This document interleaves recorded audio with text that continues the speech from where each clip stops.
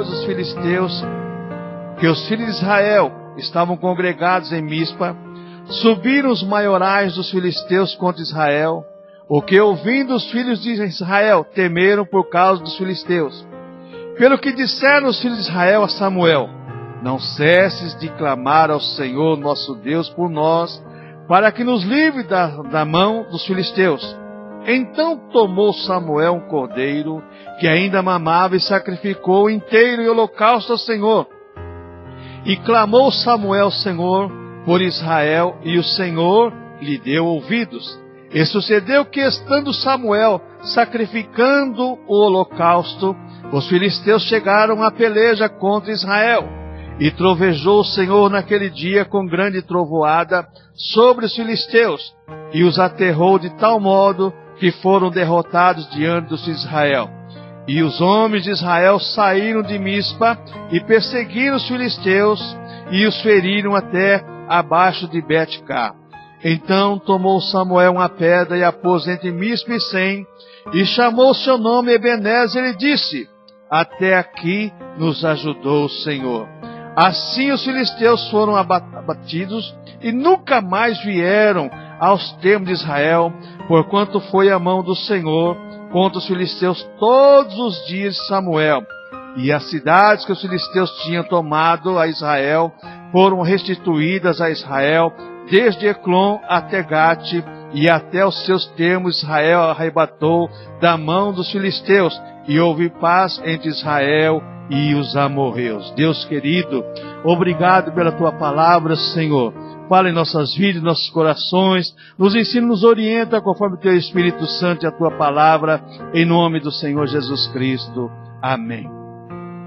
Irmãos, esse texto é bem propício para essa festividade e para nossas vidas. É um texto que fala exatamente de uma vitória que parecia impossível aos olhos humanos. Porque quando você pega o capítulo 4, versículo 1, você vê o povo sendo derrotado e aconteceu uma desgraça total, que o povo perde tudo, inclusive a arca do Senhor, para os filisteus. Agora no capítulo 7, eles pedem para Samuel orar ao Senhor, e Samuel clama ao Senhor, como deveria ter sido feito antes, não levar a arca para a guerra, porque eles acostumavam levar a arca para a guerra, mas a arca era para ficar guardada, não era para sair para a guerra, porque a arca era um local de adoração a Deus, onde o propiciatório, a tampa da arca, o santo dos santos ali, onde ela é guardada, abria a tampa da arca, o propiciatório, e Deus se manifestava, e eles acreditavam que levando a arca para a guerra, eles seriam vitoriosos, e foram derrotados. E quando a gente olha para esse texto aqui, nós podemos dar um tema para a nossa mensagem, o tipo para a nossa mensagem hoje, para a nossa vida. Um memorial, um grande memorial de livramento. Um grande memorial de livramento. Por quê? Deus aqui, quando Samuel pega essa pedra aqui, no versículo 12, ele pegou uma pedra e pôs entre Mispa e Sem, chamou seu nome Ebenezer, e disse: até que nos ajudou o Senhor. Essa pedra era para eles verem a pedra e lembrar do que Deus tinha feito.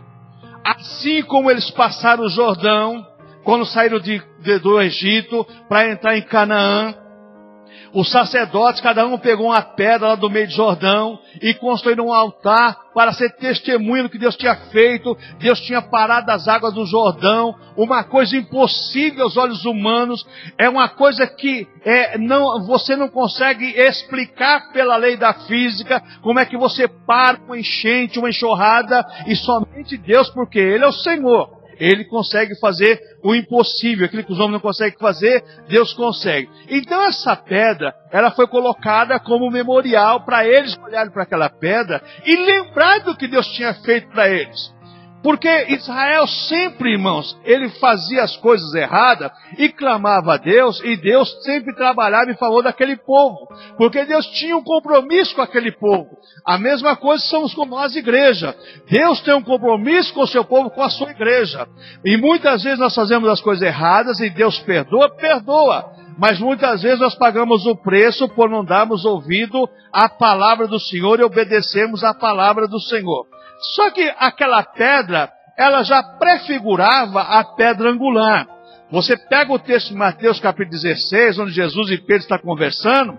Pedro chama Cefas é partícula de pedra, pedra pequena, mas Jesus fala sobre ele, sobre esta pedra, Jesus Cristo, edificaria a minha igreja. E o apóstolo Pedro fala que Jesus é a pedra de esquina, a pedra angular, a pedra que os edificadores rejeitaram.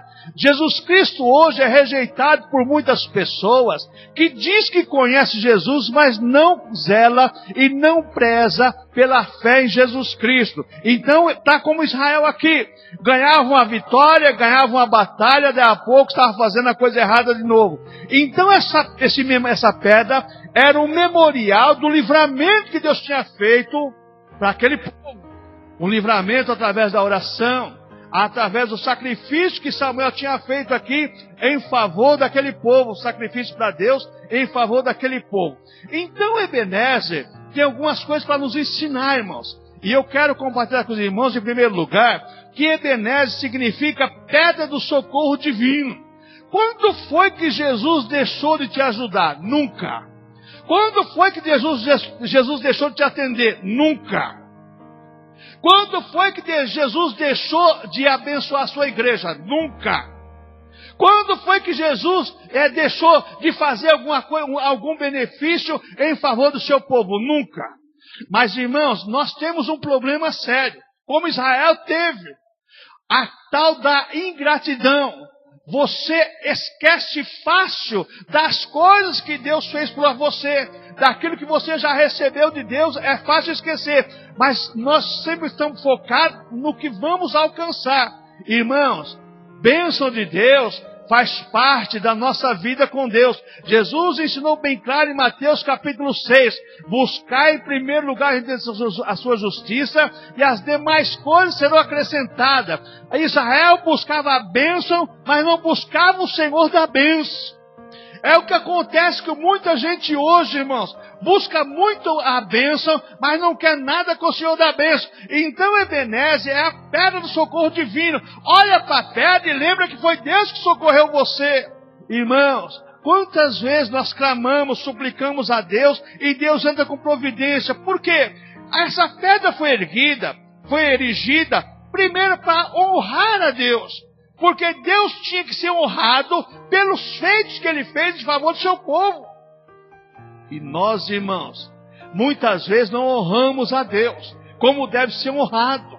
Nós muitas vezes, irmãos, esquecemos que toda honra, toda glória, todo louvor, toda adoração tem que ser dada a Deus. Mas pastor, como é que eu honro a Deus? Louvando, sendo grato a Deus, agradecendo a Deus, meditando em sua palavra, bendizendo o seu nome santo. Irmãos, tudo isso é honrar a Deus, e principalmente o nosso testemunho. Então essa pedra foi erigida, ela foi erguida, para quê? Para que o povo honrasse a Deus. Mas, irmãos, você vai ver aqui no capítulo 8 agora, que o povo de Israel chega para Samuel: Samuel, você está velho, entrado em dias, seus filhos não andam no caminho que você andava, nós queremos um rei como as outras nações. Olha a situação agora desse povo. Esse povo agora, irmão, está pedindo o que os outros tinham. Queriam se igualar às outras nações. O povo de Deus, olhando para as outras pessoas, queriam se igualar às outras pessoas. Esqueceram que a pedra que foi levantada, a pedra que foi erigida, era para eles honrarem a Deus. E agora, quando Samuel vai orar, ficou triste Samuel, foi orar a Deus. Deus falou para Samuel: Samuel, não foi vocês que lhe rejeitaram, foi a mim. Olha a ingratidão, olha o que esse povo fez. Então esqueceram exatamente de honrar a Deus. E quando nós olhamos para essa questão da pedra do socorro, essa pedra foi levantada, irmãos, para que o povo lembrasse da grande vitória de Deus. A grande vitória de Deus, porque não foi vitória deles, foi vitória de Deus. Quando você é abençoado, é Deus que abençoa, e a honra tem que ser dada a Deus. Deus é que tem que ser glorificado. Mas infelizmente, irmãos, ao invés de Deus ser glorificado, muitas vezes é o líder que é glorificado. Olha, tal pessoa orou por mim, aconteceu. Irmãos, instrumento de Deus é uma coisa, quem faz é o Senhor. Quem opera o querer efetuar é Deus. A pedra foi levantada, foi erigida para o povo lembrar da grande vitória de Deus. Deus tinha dado vitória àquele povo. E se tem uma coisa que Deus quer em nossas vidas hoje, irmãos, é para você lembrar que Deus, Ele trabalha em seu favor para Ele ser honrado e glorificado, e para você falar assim, Deus é que me deu essa bênção. Agora, isso não é hipocrisia, irmãos. A pessoa compra um carro e coloca lá, propriedade exclusiva de Jesus. Ah, é? Vê se ele vai emprestar o carro para fazer missões. Não empresta nada. Não é propriedade exclusiva de Jesus. Irmãos, propriedade exclusiva de Jesus é de Jesus. Você é propriedade exclusiva de Jesus se você aceitou Jesus como teu Salvador, se você é templo do Espírito Santo, você é propriedade exclusiva de Jesus. O que Deus quer somos nós. Paulo deixa bem claro isso em Coríntios, várias vezes, assim, ó, não sabeis vós ser templo do Espírito Santo que habita em vós? Mais de uma vez, lá em 1 Coríntios, 3 ou 4 vezes, Paulo fala sobre isso. E muitas vezes esquecemos, irmãos, que Deus nos comprou, nos resgatou, para Ele ser honrado. O Ebenezer também, essa pedra do socorro divino, irmãos, é a pedra que ativava a lembrança da derrota e a vista da vitória. Ela fez lembrar, fomos derrotados porque agimos errado, mas tivemos vitória porque agimos certo. Agora eu quero falar um pouco com você. Quando você estava na luta, no vale, na dor, que você clamou a Deus, você lembra qual foi o seu voto que você fez com Deus? Muitas pessoas não lembram. Às vezes falam, prometem, às vezes dizem coisas que não deveriam dizer, só que se esquecem, como Israel esqueceu.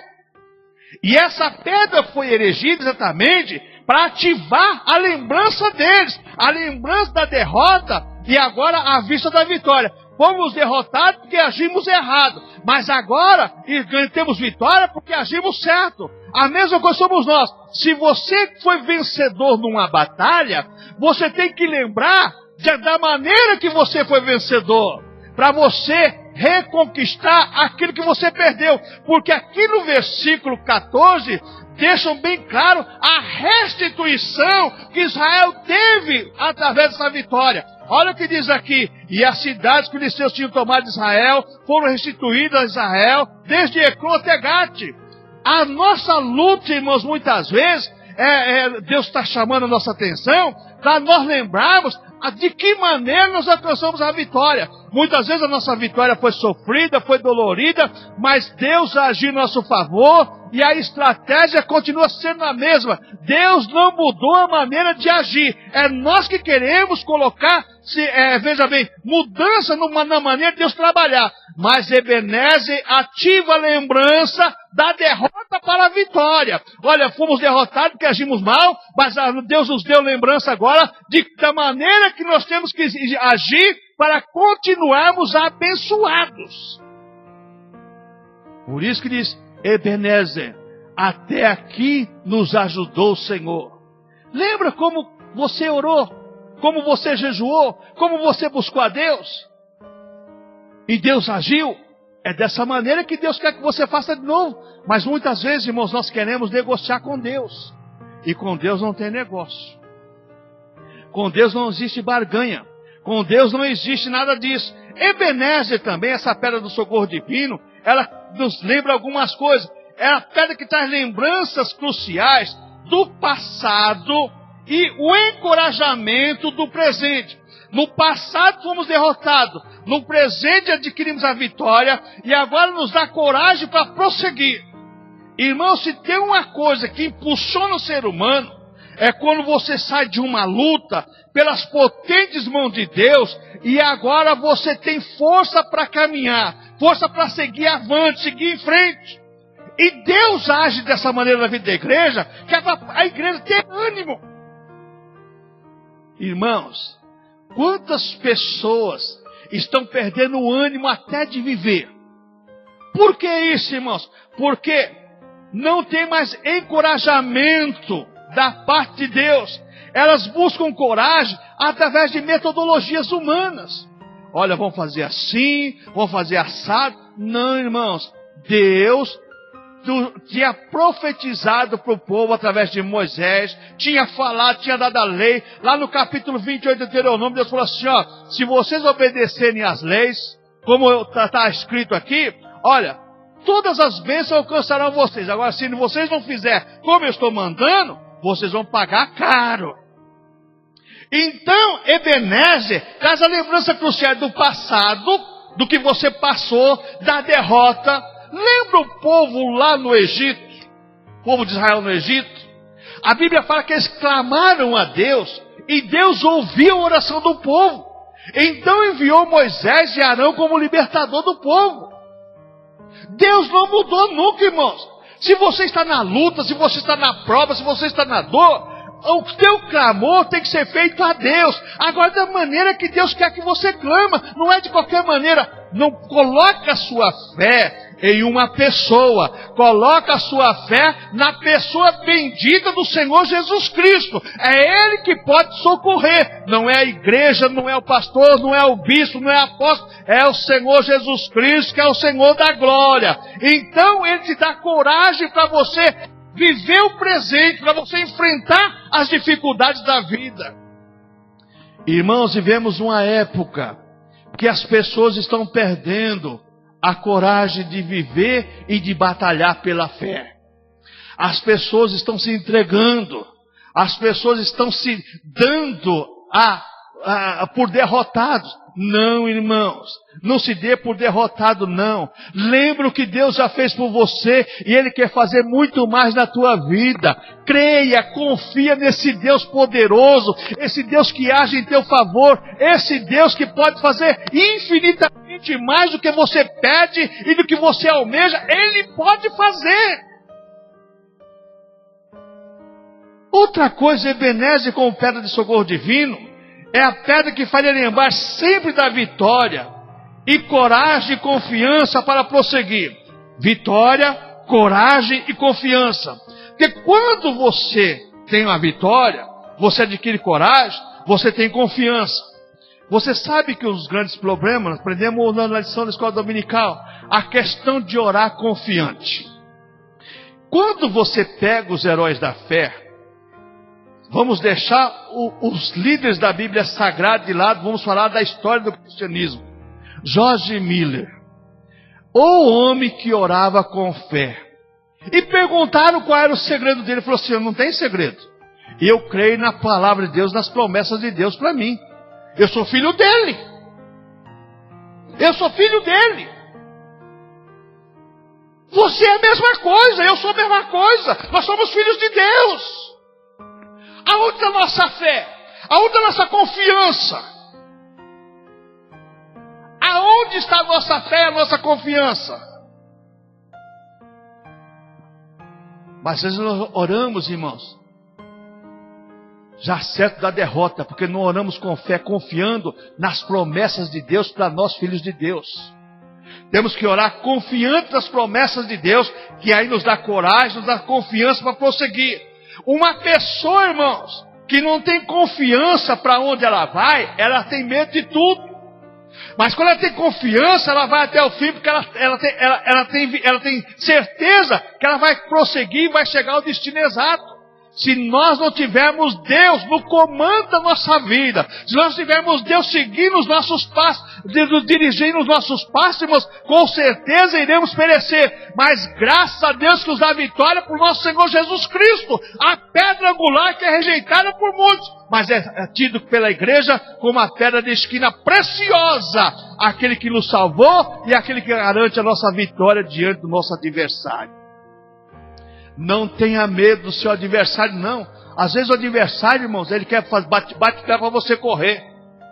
Mas você não corra, não. Enfrente o seu adversário de cabeça erguida, porque Deus é poderoso. Israel, irmãos, tinha a promessa de Deus que eles eram para ser vencedores em qualquer situação. Mas eles se acovardaram e perderam exatamente a confiança no Senhor. Quando a pessoa se acovarda, ela perde a confiança, ela passa a ser medrosa, ela passa a ter medo. E uma pessoa com medo, irmão, corre de tudo e de todos. E não tem machão nem machona, não. O que o ser humano ele é medroso. ou de uma coisa ou de outra ele tem medo. Certa feita nós estávamos num grupo de pessoas e tinha um camarada que era baixão. De repente, era um lugar assim, espécie de era um canal de ar. E de repente lá vem umas baratas voando. Aí o camarada se apavorou todo, né? Ué, mas eu correr com medo de uma barata? O cara tão machão com medo de uma barata? Ué. Irmãos, todo ser humano ele tem medo de alguma coisa. Não tenha medo de nada, porque Deus é contigo. Onde você for, se você confiar nele, confia no Senhor de todo o teu coração, e Ele satisfará o desejo do teu coração. Confia no Senhor de todo o coração, para Ele satisfazer o teu desejo. Mas muitas vezes está faltando essa confiança, está faltando exatamente essa coragem, para você prosseguir a sua caminhada. E você muitas vezes quer parar com medo e muitas vezes até por covardia. Em segundo lugar, Ebenezer fala da confiança e fidelidade de Deus para o seu povo. Confiança e fidelidade de Deus para com o seu povo. Por que isso, irmãos? Deus nunca havia abandonado o seu povo. Era o povo que abandonava Deus. Irmãos, Deus nunca, mais uma vez eu volto a frisar isso, Deus nunca abandonou o seu povo. É sempre o povo que vira as costas para Deus. É sempre o povo que vira as costas para Deus. Deus nunca vira as costas para nós. Pelo contrário, a Bíblia fala que quem toca num dos seus pequeninos, toca na menina dos seus olhos. Irmãos, o povo virava as costas para Deus e reclamava de Deus ainda. Quando você pega o livro do profeta Oséias, você pega o livro do profeta Amós, e você vê aquele debate entre Deus e o povo, você fica impressionado. Você fala, meu Deus, como é que pode? Mas os personagens eram naquela época uns, hoje é outros personagens, mas o circo é o mesmo. Só muda os artistas. As pessoas viram as costas para Deus, começam a sentir os problemas. Aí Deus que é culpado, Deus me abandonou. Não, Deus nunca abandonou ninguém que chega a Ele. Jesus falou, aquele que vem a mim de maneira nenhuma lançarei fora. E aquele que o Pai me deu, ninguém arrebata das minhas mãos. Proteção sincera, proteção, refúgio, como o salmista diz, o Senhor é meu refúgio e fortaleza, socorro bem presente na hora da tribulação, pelo que não temeremos, ainda que o mar embravece, as águas espumejam, o rio cuja corrente alega está de Deus, as moradas do Altíssimo, Deus está no meio dela, jamais você vai ser abalado. Confia nesse Deus, irmãos, confia nesse Deus. Como falta essa confiança em Deus, irmãos. Oh, Jesus, tem misericórdia. Muitas vezes, Deus me abandonou. Deus não olha mais para mim. Deus não está mais me vendo, não. Ele está vendo você. Está falando assim, eu estou aqui, você está aí. Só fazer o quê? Oh, irmãos, vamos passar a confiar mais nesse Senhor. Confiança e fidelidade de Deus para com o seu povo.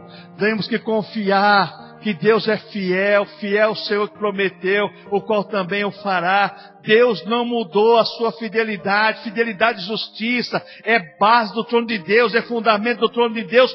Deus quer que nós tenhamos essa confiança, essa certeza. Outra coisa, Ebenezer, Deus nunca deixará de agir em favor do povo, mas o povo sempre deixa de agir em favor de Deus. Você pega o capítulo 11 e o capítulo 12 de Oséias, você fica impressionado a maneira que Deus fala ali do povo de Israel, principalmente da tribo de Efraim. Você fica impressionado quando Deus diz assim, o meu povo, ele é concitado a desviar-se de mim. Se é chamado para olhar para cima, ninguém faz. O meu povo tem a tendência, Deus dizendo, de olhar para outras coisas e não olhar para mim. Então Deus nunca deixará de agir em favor do seu povo, mas o povo sempre vai deixar de agir em favor de Deus. Muitas vezes, irmãos, nós esquecemos dos benefícios de Deus e das promessas de Deus, e começamos muitas vezes, irmãos, até, irmãos, a blasfemar. Porque a murmuração é blasfema. Muitas vezes começamos a murmurar, esquecemos do que Deus fez, que Deus faz, e começamos, irmãos, agora a murmurar. Porque Deus não faz mais, porque Deus faz, continua fazendo e sempre vai fazer. A Bíblia fala que Jesus Cristo é mesmo ontem, hoje, será eternamente. Ele não muda, quem muda é o ser humano. É o ser humano que muda. Então Deus sempre vai agir em favor do seu povo. Mas o povo muitas vezes deixa de agir em favor de Deus. De que maneira nós agimos em favor de Deus? Buscando ao Senhor de todo o coração. Ó Israel, se buscar de todo o coração, Jesus chegou em Jerusalém e disse: Ah, Jerusalém, Jerusalém, que mata os profetas e apedreja aqueles que a ti foram enviados. Quantas vezes quiseu fazer como a galinha faz com seus pintainhos, proteger debaixo das suas asas? Quantas vezes? Jesus diz isso, mas as pessoas ali, eles tinham virado as costas para Deus, não aceitaram Jesus. Por quê? Jesus chegou com uma mensagem diferente do que eles acreditavam que era. Eles achavam que Deus tinha virado as costas para eles, quando eles, na verdade, tinham virado as costas para Deus. E quando chegou a hora deles escolher entre Deus e Barrabás, escolheram Barrabás e escolheram Deus. Porque Jesus Cristo era Deus, era o enviado de Deus para salvar eles, salvar todo mundo. Pastor, mas tinha o projeto de Deus, é verdade. Mas Deus tem as suas maneiras de trabalhar, e Deus poderia também agir em favor daquele povo. Aquele povo pagou caro por não trabalhar em favor de Deus, não lembrar das promessas de Deus, das vitórias que Deus tinha dado para aquele povo. Outra coisa, irmãos, Ebenezer, quer dizer, Deus não poderia agir sem um verdadeiro arrependimento do povo. Versículo 6 do nosso texto aqui. E congregaram-se em Mispa e tiraram água e derramaram perante o Senhor. E jejuaram aquele dia e disseram ali: pecamos contra o Senhor. E julgava Samuel, o filho de Israel, em Mispa.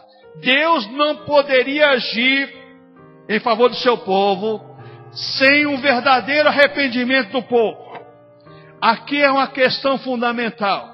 Para Deus agir em nosso favor, tem que existir sinceridade de coração. Sinceridade. Um dos subtópicos da lição. Orar com sinceridade. Irmãos, não adianta nós queremos maquiar nossa oração, orar bonito, falar bonito, enfeitar. Olha, irmãos, não. Deus quer sinceridade. Sinceridade de coração. Você falar realmente o que você pensa, o que você deseja, o que você quer. Deus que conhece o nosso interior, a Bíblia fala assim: mas Deus conhece o meu interior, Ele não sabe como Ele sabe. Antes que você diga, Ele já sabe. Mas o que Deus quer é sinceridade daquele que está lá dentro de você. É isso que Deus quer de mim e de você, sinceridade. Muitas vezes as pessoas, irmãos, elas querem enganar Deus. Mas Deus ninguém engana, irmãos. Deus ninguém engana, não. Quantos líderes estão negociando com Deus, achando que estão enganando a Deus? Ô irmãos, Deus ninguém engana, não. Deus, Ele conhece o nosso interior, só que Ele quer saber que sai dos nossos lábios aquilo que nós estamos sentindo realmente, aquilo que nós pensamos realmente, aquilo que nós almejamos realmente. É isso que Deus quer de cada um de nós. Porque senão, irmãos, Deus não pode agir contra os seus princípios. Porque Deus, Ele não aceita a soberba, não aceita a arrogância, não aceita a mentira, não aceita a vaidade, mas um coração quebrantado e contrito, Deus não despreza, não. Deus age. Agora, se nós chegarmos diante de Deus, como lá, você vai encontrar no capítulo 18 de Lucas, o fariseu publicano lá, o fariseu chega cheio de moral, cheio de oba-oba, Senhor, Jesus nos semana, dá o dízimo de tudo. Publicano, a Bíblia fala que ele nem olhava para o céu, nem levantava a cabeça. Senhor, eu sou pobre, miserável, precisa da tua misericórdia, da tua graça. Quem saiu justificado é aquele que se humilhou. Por quê? Na nossa oração, irmãos, tem uma coisa muito importante. Quando nós nos humilharmos diante de Deus, Deus pode nos exaltar. Mas quando nós chegamos diante de Deus com arrogância, com prepotência, como muita gente ensina a orar, você tem que ser prepotente, arrogante. Irmãos, não é o Deus da Bíblia Sagrada, não. Deus, Ele quer exatamente um arrependimento verdadeiro e que lá de dentro de cada um de nós saia aquilo que é verdade. Muitas vezes você tem que falar algumas verdades para o Senhor. Eu tenho orado tanto, mas não tenho recebido, Senhor. Por quê? Onde está o meu problema? Meu problema está em mim? Meu problema está na minha oração? O meu problema está na circunstância? Onde está o problema? E Deus vai te orientar. Aqui o povo fez o que deveria fazer. O povo congregou, tiraram água e a derramaram pelo Senhor, e jejuaram aquele dia e disseram: ali pecamos contra o Senhor, e julgavam Samuel, Israel e Mispa. Irmãos, quando você fizer a coisa direitinho, de acordo com os princípios da palavra de Deus, Deus com certeza Ele vai agir através da tua oração, e Deus vai ser glorificado através da tua vida. Sabe por quê, irmãos? Quando se fala em Ebenezer, fala da confiança que ele dá de Deus ao seu povo, Deus não poderia anular a lei dele conforme Deuteronômio, porque se o povo não se consertasse, e Deus, irmãos, o povo se consertasse, como é que Deus, Ele poderia agir em favor daquele povo? Olha só, o povo já tinha de Deus, presta atenção numa coisa que eu vou dizer para você. O povo já tinha de Deus as bênçãos do sacerdote, que ele ia lá, sacrificava lá o sacerdote, o pombinho, o carneiro, o cabrito, já pagava não, já encobria o sangue dos animais, encobria o pecado das pessoas, já tinha esse privilégio, já tinha a bênção sacerdotal que era para todos eles. Agora o povo ainda queria que Deus fizesse muito mais, aceitando tudo que eles fizessem de errado. Não, é impossível. Deus não pode anular a sua lei.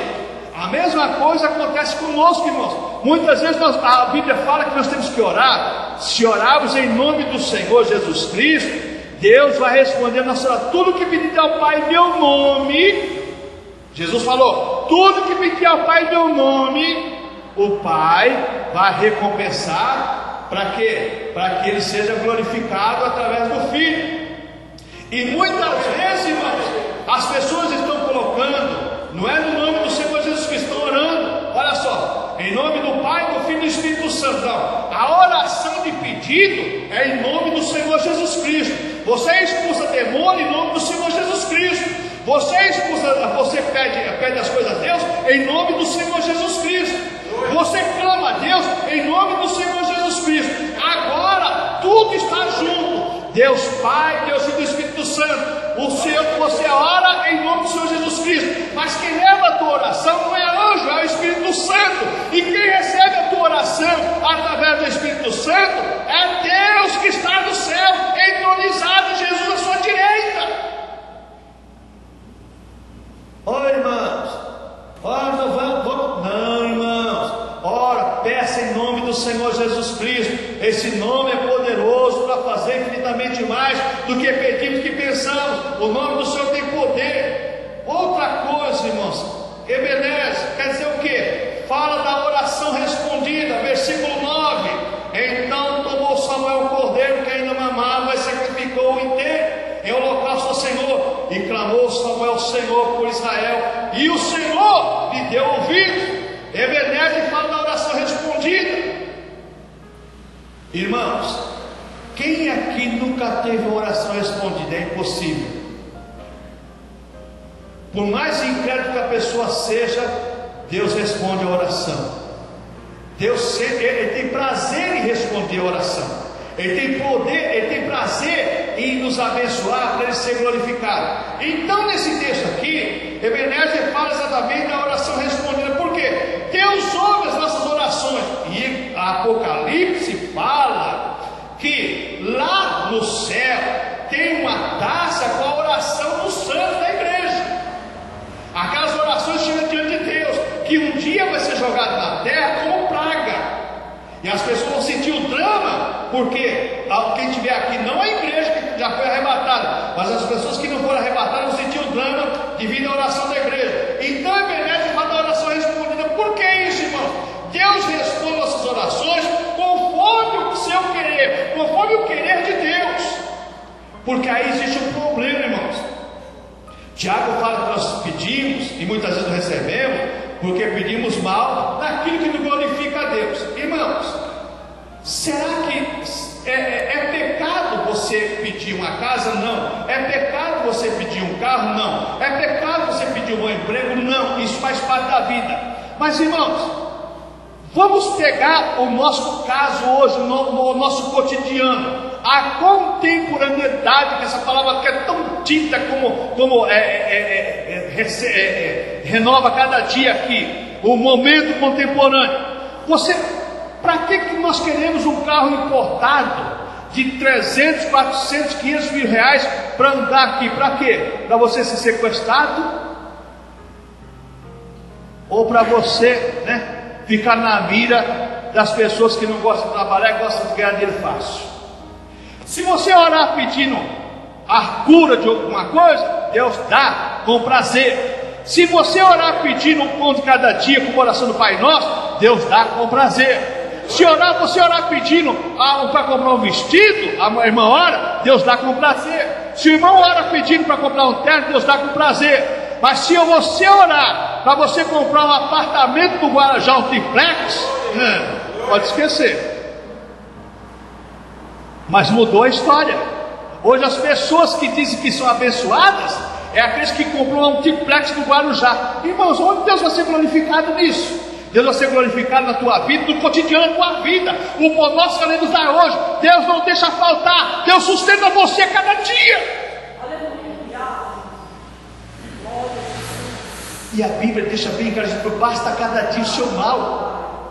Você sabe o que vai acontecer amanhã? Ninguém sabe, irmãos. Pastor, amanhã, segunda-feira, eu vou trabalhar, Irmãos, nós não sabemos, irmãos. Nós sabemos o hoje, o agora, o momento agora. O nosso momento é agora. O amanhã não pertence a nós, pertence a Deus. Olha, irmãos, muitas vezes a gente tem que olhar para essas questões aqui, que Deus muitas vezes, Ele não responde às nossas orações, porque muitas vezes nós oramos errado, mas Deus quer nos ensinar a orar conforme esse texto aqui, do versículo 9 aqui, olha que bem claro aqui, Então tomou Samuel um cordeiro que ainda mamava, e sacrificou inteiro em holocausto ao Senhor, e clamou Samuel, Senhor, por Israel, e o Senhor Deus ouviu. Faça a coisa certa e deixa por conta do Senhor da igreja. Ele é o Senhor da igreja, Ele é o cabeça da igreja. Nós somos o corpo, o cabeça é Jesus Cristo, irmãos. Ele é o Senhor da igreja. Outra coisa, Ebenezer falou respondida, porque Deus conhece todas as nossas necessidades. Antes de pedirmos, Deus conhece. Quer ouvir da nossa boca? Quer. Mas Deus conhece o que nós precisamos de imediato. O que você precisa para amanhã é para amanhã. Lembra da questão do maná? Vamos pegar esse quadro para você entender bem isso aqui. O maná era para ser colhido todo dia. E Moisés falou, Deus falou, Jeová falou, que é para você escolher só no sábado que colher porção dupla. Mas a Bíblia fala que teve um monte de gente que pegou o maná já para o dia seguinte. No outro dia o maná cheirava mal. As pessoas já murmuraram contra Moisés. Olha, aonde ela não pegar, e pegaram e ainda murmuraram, porque cheirava mal. A mesma coisa somos nós, irmãos. Deus conhece a nossa necessidade. Você sabe, Deus sabe o que você precisa para hoje. Para amanhã Deus já sabe porque Deus sabe o futuro. Nós não sabemos o futuro. Nós não sabemos o futuro. Quantas vezes, irmãos, nós fazemos um projeto, você projeta tudo e ora a Deus, e Deus faz tudo de uma maneira completamente diferente daquilo que você projetou. Por quê? O querer efetuar está em Deus. Então, Deus conhece as nossas necessidades e trabalha de acordo com as nossas necessidades cotidianas. É o pão nosso de cada dia. Se Deus quer acrescentar, Ele acrescenta. Ele multiplica o pão, multiplica. Ele multiplica o salário, multiplica. Mas Ele vai ser glorificado, e é o que Ele quer que nós comecemos a aprender nesse texto. Ebenezer, até aqui nos ajudou o Senhor. É colocado uma pedra de lembrança. Eu estou nessa situação de bênção, nessa situação de vitória, porque Deus me trouxe aqui, Deus me colocou aqui. Eu conheço um testemunho verdadeiro de uma pessoa, irmãos, de uma pessoa que trabalha de vendedor aqui numa multinacional em São Paulo. Ele trabalha, ele é o único vendedor único da empresa que não é formado, que não é bacharel e nem pós-graduado. Mas nessa empresa é o único vendedor que vende mais que todos. Sabe por quê? Porque é cristão e fiel a Deus. Porque é cristão e fiel a Deus. E você já fala o nome dele? Pastor Ismael. É o único que é formado e pós-graduado, mas ele vai assistir esse vídeo, e um dia que ele vier aqui, você pergunta para ele. Ele é o único que é formado e pós-graduado, mas é o que mais vende na empresa. E as pessoas ficam assim, mas como é que você faz isso? Assim, eu tenho um Deus que cuida de mim, um Deus que age em meu favor. É o que Deus quer de cada um de nós, irmãos.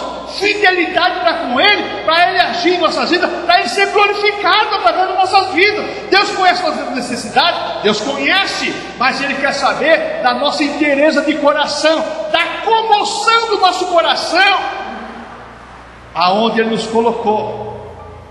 Sabe, irmãos, uma das coisas terríveis é quando a pessoa chega a um certo grau. Eu falo isso porque, sabe, eu trabalhei 40 anos em empresa, irmãos. Eu sei o que é isso. A pessoa às vezes você é seu ajudante, ruim de serviço, você ajuda a pessoa a passar na experiência, você faz um monte de coisa para a pessoa, ajuda a pessoa. Um dia ela sobe de cargo, ela não te conhece mais. Ela não te conhece mais não, de jeito nenhum. E se ela puder passar em cima de você, ela passa em cima de você. Porque isso, irmãos, ingratidão, e é exatamente isso aqui. A pessoa não lembra o que Deus fez para ela. Só que tem uma coisa, irmãos, Israel não lembrava o que Deus fazia. A Bíblia fala no livro de Juízes, bem claro aqui para trás aqui, que o povo deixava de seguir a lei de Deus, de obedecer a Deus, e Deus mandava os perseguidores para perseguir aquele povo, para eles buscar a Deus. Eles buscavam a Deus, Deus mandava livramento para eles. Ebenezer fala da oração respondida, por quê? Deus avalia todas as nossas orações. Deus avalia cada oração. Chega diante de Deus, Ele vai saber, essa aqui vai responder, essa aqui vai aguardar, essa aqui vai demorar um pouco. Essa aqui vai responder, essa aqui vai aguardar, essa aqui vai demorar um pouco, e essa aqui não vou responder. Porque em Deus está o querer efetuar. Eu não posso mandar Deus fazer. Eu tenho que pedir para que Ele faça em meu favor. Lucas capítulo 18, deixa bem claro lá, a viúva lá, importunava, o juiz falou assim, porque eu não tenho a Deus e os homens, vou julgar a casa delas. Jesus falou assim, vocês se pedir dia e noite clamando, Deus não vai responder? Vai responder, mas para Ele ser glorificado na avaliação de Deus. Deus vai avaliar a sua oração e vai responder. Deus avaliou aqui agora a oração de Samuel, o pedido de Samuel, e Deus respondeu, só que colocou uma pedra como testemunho do que Deus tinha feito. O que Deus quer fazer em nossas vidas, irmãos, é que Ele seja notório em todos os feitos da nossa vida e do nosso lar. Ele quer ser notório em nossas vidas e em nosso lar. Por último, irmãos, Ebenezer fala das orações respondidas, versículo 10. E sucedeu que Samuel, sacrificando o holocausto, os filisteus chegaram na peleja contra Israel, e trovejou o Senhor naquele dia com grande trovoada sobre os filisteus, e os aterrou de tal modo que foram derrotados diante dos filhos de Israel. Oração respondida, oração feita no padrão divino. Deus responde, porque Deus tem prazer em responder. Oração faz nós ouvirmos a resposta de Deus. Quando você ora certo da vitória de Deus, e Deus responde a sua oração, você ouve o trovejar de Deus, o Espírito Santo testifica com o teu espírito que Deus está respondendo a sua oração, respondendo seus questionamentos, respondendo suas necessidades. Você sente. A Bíblia fala que Deus trovejou, o povo ouviu.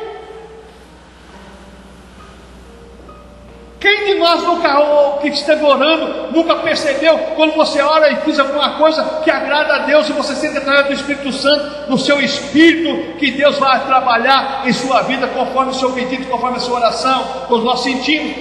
Ebenezer também fala, irmão, Deus opera segundo nossas necessidades. A Bíblia fala aqui que Deus aterrou os inimigos de Israel, acabou com eles. Deus quer acabar com os nossos sofrimentos, acabar com nossas agonias, acabar com as nossas decepções, desilusões, angústias. Deus quer acabar, quer. Agora nós temos que tomar posição, como esse povo aqui tomou. Samuel vai lá e faz o que você fez. Samuel foi e fez. O povo naquele momento se arrependeu, só que daqui a pouco estava voltando às práticas das velhas coisas. Mas que nós vamos aprender uma coisa, irmãos. Vamos fazer conforme o querer de Deus, conforme a prática de Deus, para que nós tenhamos vitórias constantes. Não vamos ter altos e baixos, como esse povo aqui tinha, não. Hoje vitória, amanhã derrota. Não, irmãos. Vamos viver uma vida em comunhão com Deus, uma vida de um relacionamento pessoal com Deus. De que maneira, pastor, nesse mundo, no século 21, onde a igreja vive atormentada por tudo quanto é tipo de espírito maligno? Irmãos, a sua oração, o seu pensamento, Satanás não pode tocar, não. Você pensa em Jesus Cristo, clama pelo sangue de Jesus Cristo, porque na tua mente Satanás não pode entrar, não. Só entra se você deixar ele entrar. Mas Deus quer que nós sejamos abençoados e que a nossa mente esteja no Senhor, e que a nossa vitória venha do Senhor, irmãos. Concluindo, irmãos, Ebenezer fala da fidelidade de Deus para com o seu povo. Deus continua sendo fiel, fiel àquele que vos chamou, o qual também Ele vos salvou. Chamou, salvou, para você cantar o hino da vitória. Israel, irmãos, a Bíblia fala aqui agora, no versículo 14, que restituíram tudo que eles tinham perdido. Talvez, irmãos, você tenha perdido algumas coisas nesse ano que passou, mesmo nesse ano que estamos vivendo, mas Deus quer restituir. A partir do momento que você dizer assim: até aqui nos ajudou o Senhor, eu perdi muita coisa, mas através do meu culto a Deus, da minha integridade, cultuar a Deus, vou cultuar a Deus de coração e verdade, Deus pode mudar a minha história, e Deus vai mudar a nossa história, porque Deus quer fazer grandes coisas na vida da igreja. Irmãos, nós não tínhamos condições de fazer nada disso aqui, mas Deus fez para Ele ser glorificado nesse local. Eu creio no Deus que faz grandes coisas, irmãos. Não é um Deus que fazia, não, é um Deus que faz. Porque Deus, irmãos, continua sendo o mesmo. Pode-se mudar as pessoas, pode-se mudar os tempos, pode-se mudar prefeito, vereador, governador, deputado, mas o nosso Deus não muda. O nosso Deus não muda. Ele continua sendo o Senhor da história. Ele é o Senhor que abençoa. Ele é o Senhor que faz conforme Ele quer e da maneira que Ele quer fazer. Por quê? Porque na mão dEle, irmãos, está todo querer, todo efetuar. Deus é soberano, é Senhor. Nós somos seus servos, e Deus não vai deixar os seus servos ficar mendigando, não. O salmista diz assim: fui moço e hoje sou velho, nunca vi o justo mendigar o pão, nem a sua descendência. Deus quer fazer grandes coisas na vida dele.